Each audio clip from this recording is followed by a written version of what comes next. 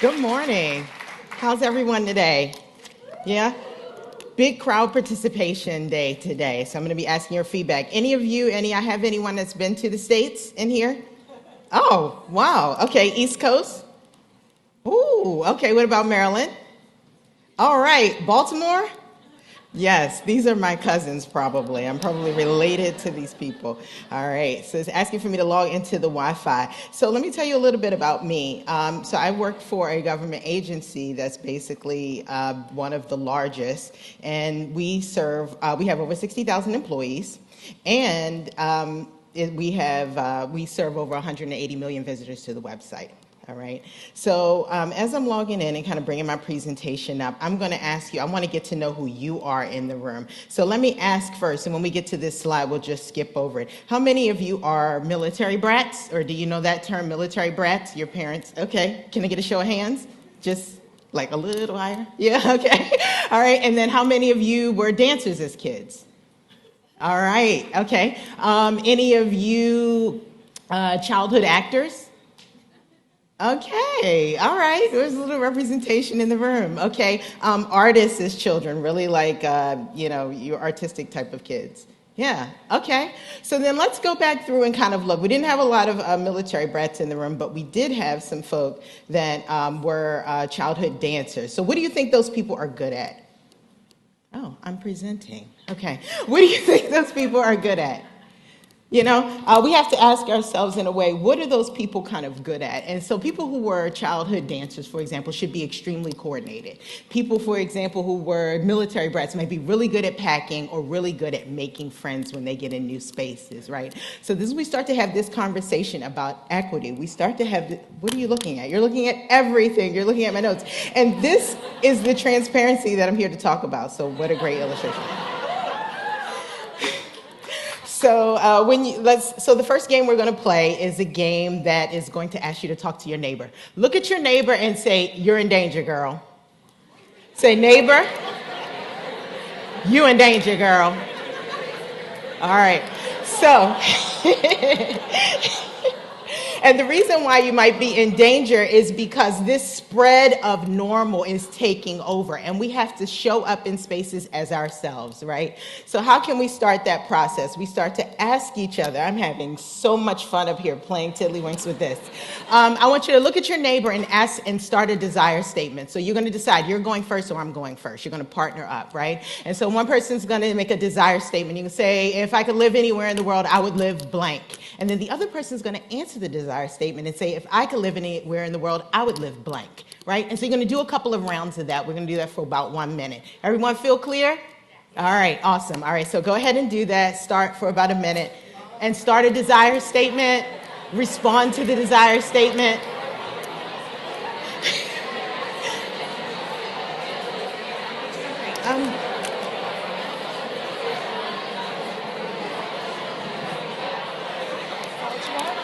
You got it.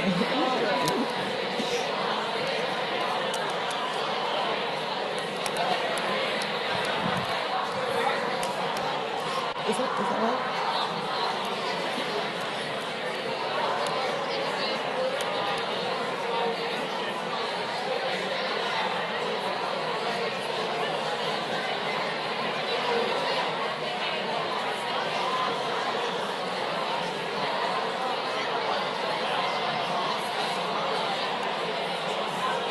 Do you need your notes?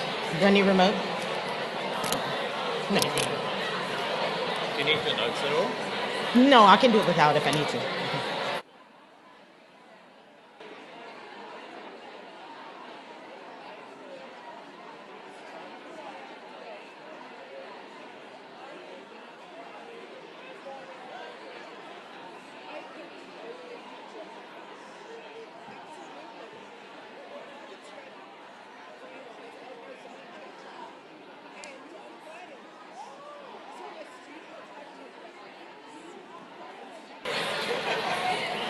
Okay, wonderful. Okay, come back. I know, you love each other now. Okay, so we're going to note our observations, UXers. That's what we love to do. So what did you notice most about play? I'm going to send you to a tool called Mentimeter. All of you have your phones out anyway. It's okay. You've been dying to check your text messages. Go to menti.com and type in that code you see at the top.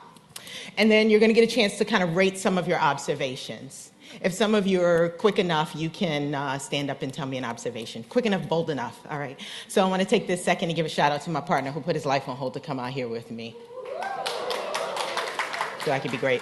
All right. So if you're done, there's a results link. Not sure if you can see it. It's bit.ly, of course, because why would the link be long? https:/3LQXMOH. All right. So you guys can look at the results. All right, and so we're going to take a peek. Did you guys have fun with that exercise? Awesome. All right, looks like you did. All right, so then we're going to take a peek at that. Does some bold soul want to tell me what's at the top of that list in the results? What's rising to the top? You guys are still doing it? Okay, give you another second.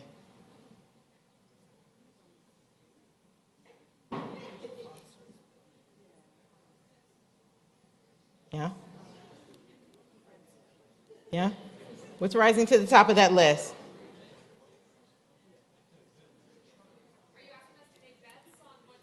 Yeah, I'm curious. Yeah, let's and while I type it in, let's go ahead and do that.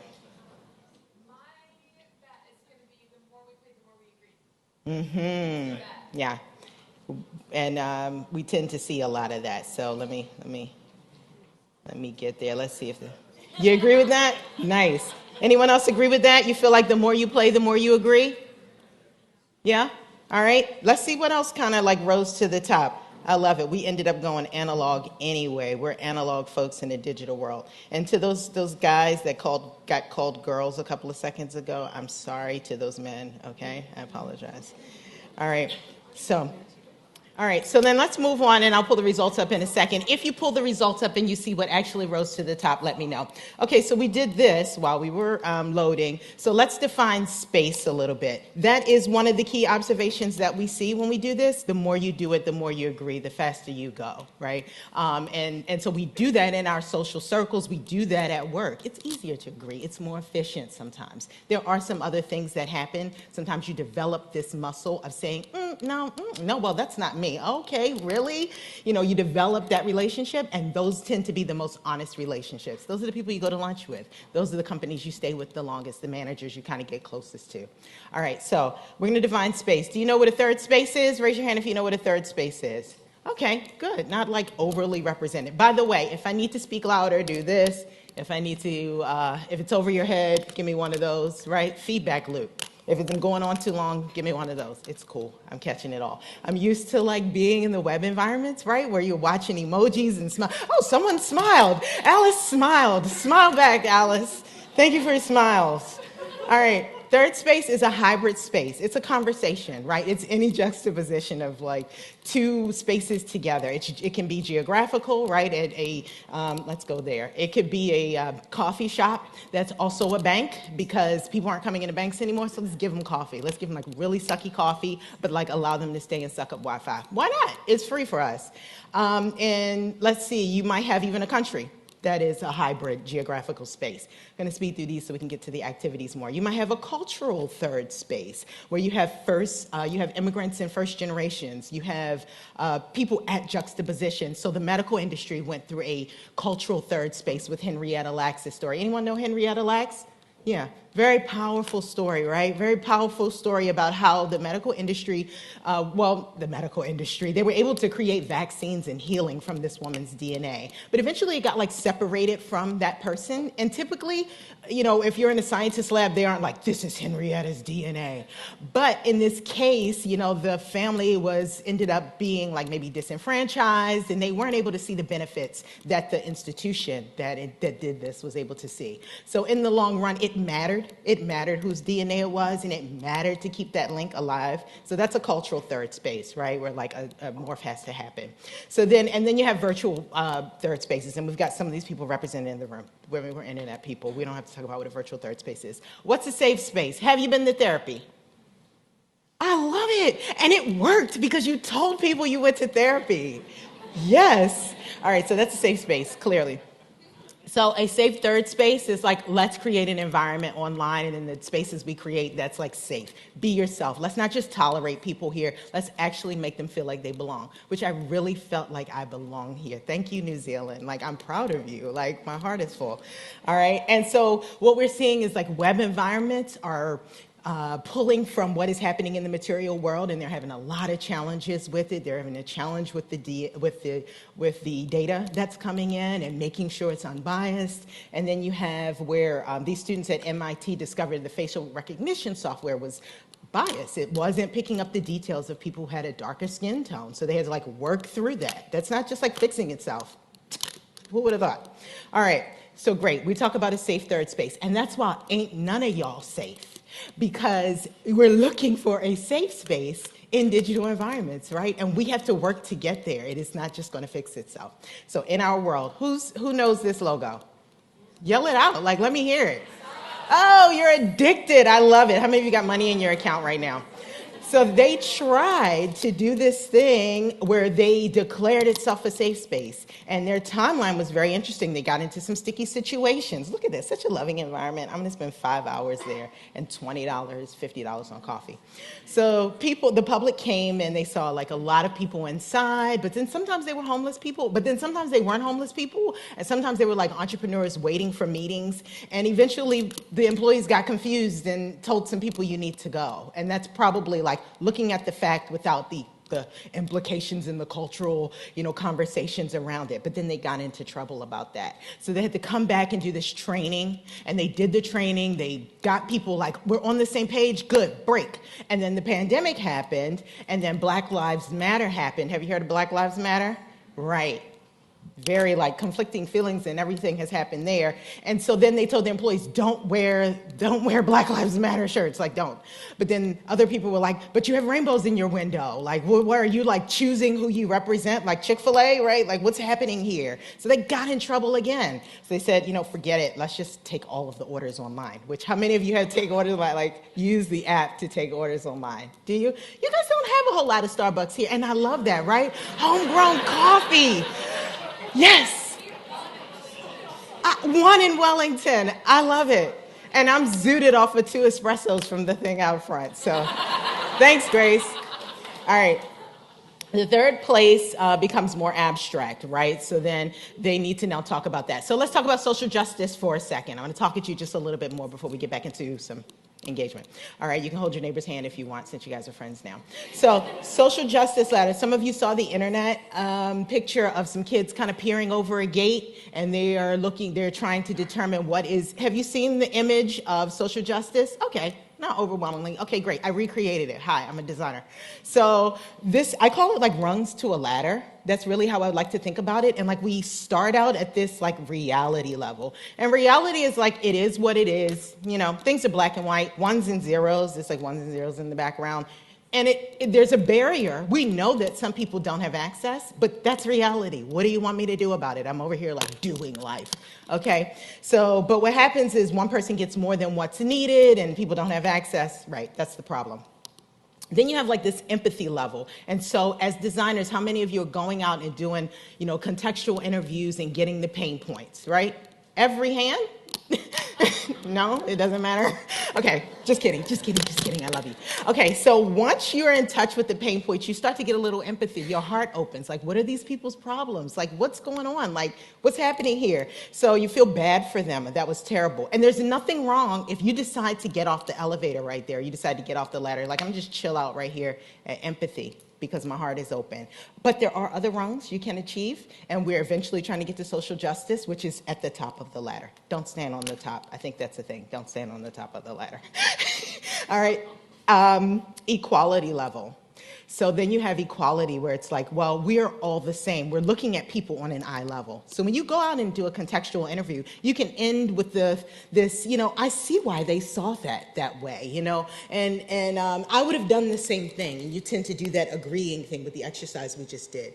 And that's kind of around equality level, but you tend to be in a competitive space there, right? You're like, well, they got this, but I've got this, but we're racing, so I'm not even gonna help you, but you're good, yeah, you look good. We treat everyone the same. Let's apply this fix across the board. How many of you have heard, let's apply this fix across the board? Those people need training, like everything's a monolith, right? So then you have equity level. So then you're starting to get into a space that says, these people have a strength, that is a strength, that is something where there's a need, or this person's new, they have no idea what's going on, we need to pick their brain and understand. You start to think about like something higher than just like we're all the same.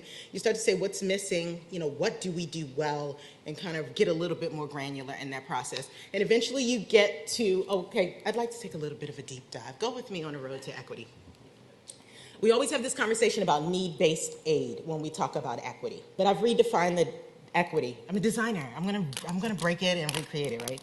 So I have this definition of equity that says to recognize the value in something that hasn't widely been recognized as valuable yet. Okay, so in this image on the left, and this is Robert Wood Johnson Foundation. He did a great job. On the left, you have everyone would like to ride a bike. Everyone cannot ride a bike, or it's not the best fit. So then you customize the bike. That's what you see on one side. But then on the other side, you have, we're kind of like, I've remixed it, I've tricked it out, where, you look at that person that's in the front. They have the lowest sight line. So you can rely on that person because of their sight line. No one else has that perspective that they have. You can't be over here assuming what the sight line is. Why would you do that? That person naturally is in the role to do it. That person is naturally maybe because that person's younger. I'm saying maybe they have a wider imagination. I have the woman in the middle. I'm saying she has probably the broadest concerns and sensibilities. A lot of times that's the case of the woman on the team, right? Then you have the tallest person. They have the highest line of sight, like unobstructed. You only want that type of advice from that person. Why would you have someone else guessing what's happening over there? So you have to talk about a strength-based equity to supplement the need-based equity. Identify the need, but then move on. This is a journey map. And because of time, I'm going to skip to the end and say what happens in the beginning is an organization observes an imbalance. And I shared this at my organization to around 600 employees, and it was a really great start to a conversation. Then you get to the point where they decide we need to broaden the door to get people in, but they aren't necessarily able to advance. And so once they aren't necessarily able to advance, you have a few things happening. That person that got in the door because the door was widened, they maybe feel a sense of, they could say, let me sit in the back and kind of not rock the boat. They could have imposter syndrome. Maybe the workforce is a little bit resentful, like the door wasn't widened for me, I got in the hard way, right? That kind of equality mindset. So you have all these feelings going on, and then the organization may take a retention hit because people are feeling, I don't think I was appreciated. What's so great about that type of group? Right? So you have all these fallouts. So you supplement that need-based equity. I'm sorry to sing in your ear. You supplement that need-based equity with the strength-based. So that same thing happens, but then you start to identify what are the strengths of these groups. You start to put it in your job descriptions. You start to build a culture around it in the organization. And you can start from zero, right? Sometimes it's a skills assessment. Sometimes it is a peer recognition is something we implemented. So I've recently moved into the human capital space, but I'm applying UX methods there. Am I going too fast? Am I okay? All right, thanks. All right, so then towards the end, you start to see this shift where people feel like, I can be a whole person here. I can be myself, strengths and weaknesses, if that's what you want to call it.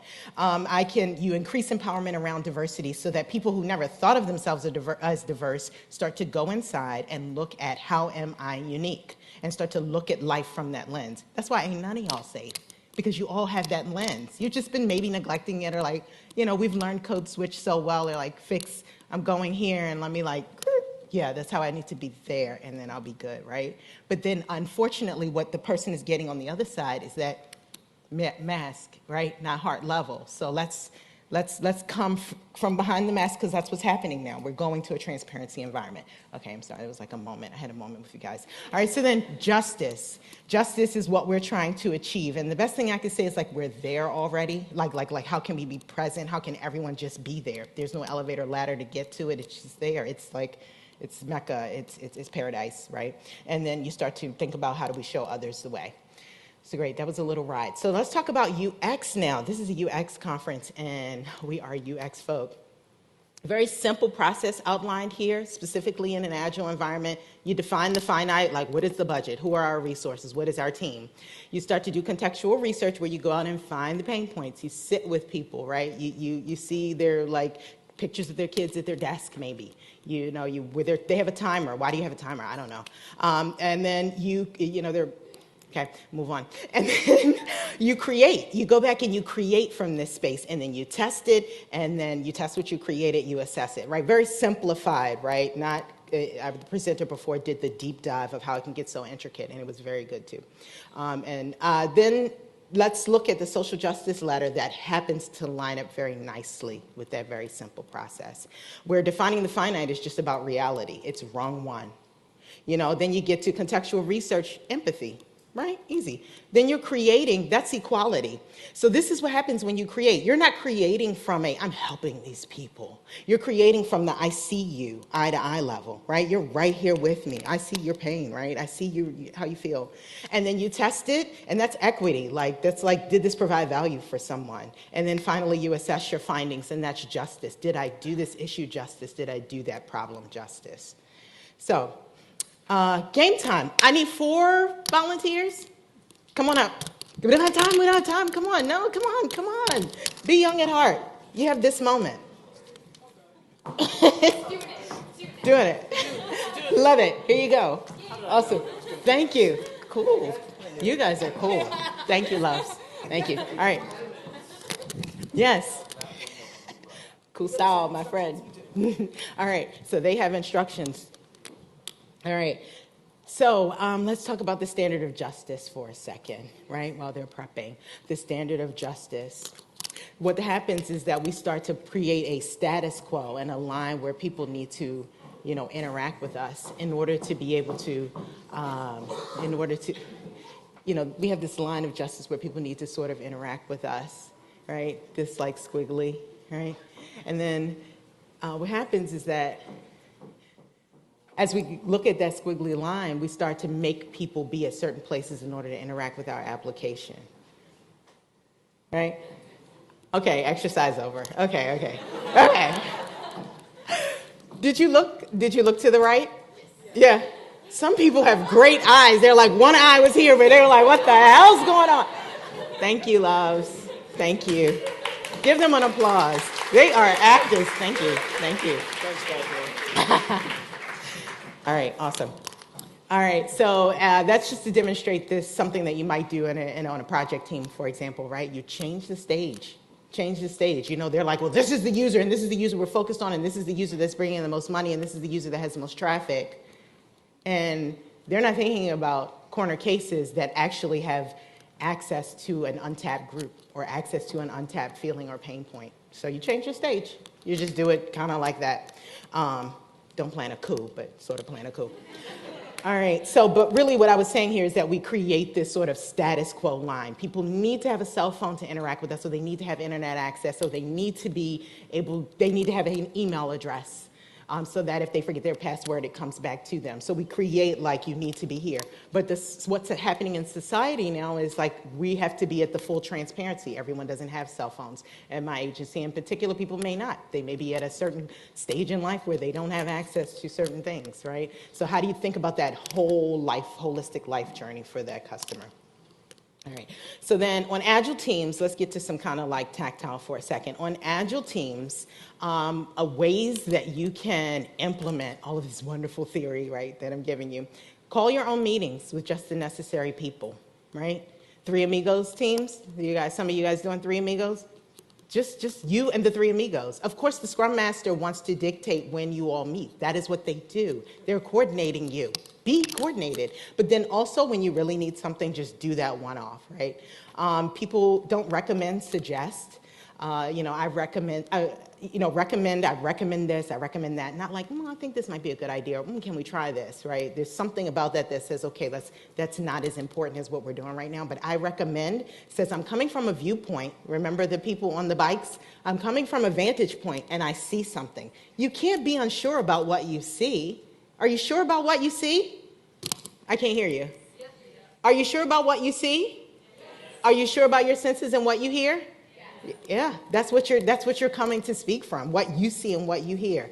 So find another way to like apply this on agile teams, find the data and find out how to back up what your hypothesis is. Back it up, find something somewhere. It might be a group, it might be anywhere, right? I'm going to be bringing up New Zealand a lot. Okay. Choose your battles. Sometimes we get into these battles with the product owners and it's not really worth it. It's about moving a period. And it's like they keep moving punctuation. Sometimes that happens, right? They keep moving this, they just keep saying they want the button somewhere else, right? And that's not the conversation I want to have. Just do it, right? Like be friends with the product owner. I don't know, one-on-one. Okay, so then, but when you have something big, they respect you, right? Because you didn't fight them on every small thing. So on the screen, how can you apply this? Run completely through each user case, right? I have an example of that here where there's the passport website, for example, doesn't have a use case for I need to update my passport as well as renew it. I need to like update some language on it, like there's something misspelled, as well as renewing my passport, right? So they don't have that. So they don't have it on the website, so guess what? You're out of luck. You need to like go in or something like that. All right, so let's go back for a second.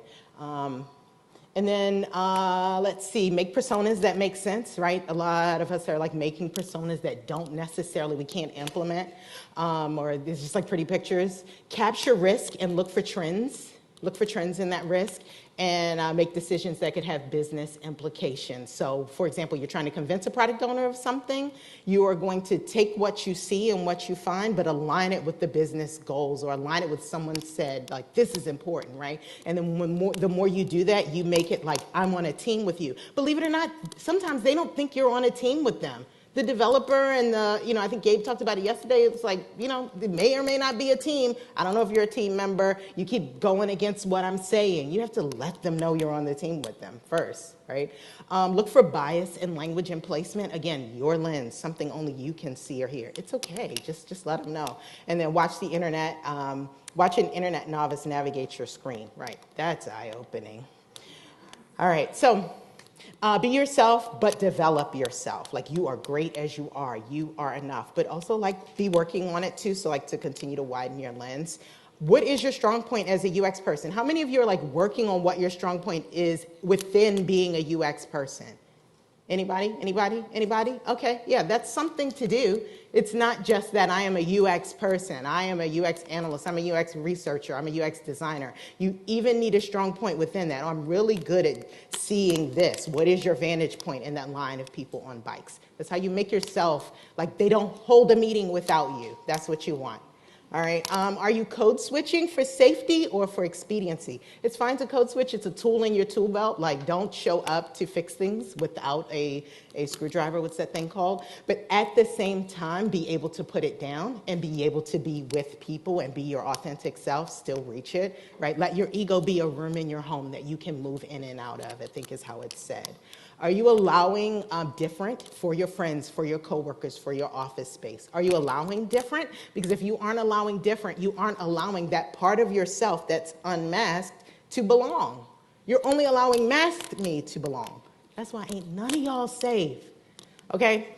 Avoid burnout. Please don't burn out. Don't burn out on us. And work your question muscle. So one thing we did with my project team, they were working on like 4 or 5 different teams. So it was 4 designers and like, let's work on our question muscle. So they created this game where one player, it was like one lead or example, thinks of a person, place, or thing. And then each person gets to ask a question and make a guess. So is it red, right? Is it a house? You could, and so the way that game went is people were starting out saying, is it a house? Is it California? Is it, a language? Like making this really finite guess, realizing you haven't built the groundwork to get to that level of guess. I love your ambition, but you just jumped out of like nowhere. Okay, and you could have been right? That's a lottery. That's a lottery bet right there. But how do you build the groundwork of questions so that you actually are getting, when you make a guess, closer to what the actual thing is? Simple game, right? Very analog here. All right, so I think that's where I want to go with it, how you can apply it. And in the end, what it comes down to is just making sure that you apply this in your everyday life and you be yourself. And so I'm not going to leave you on the note to say, ain't none of y'all safe. I'm going to leave you on the note to say, you are safe. Right. Ooh, smooth down your neighbor and say you are safe. Thanks for your time.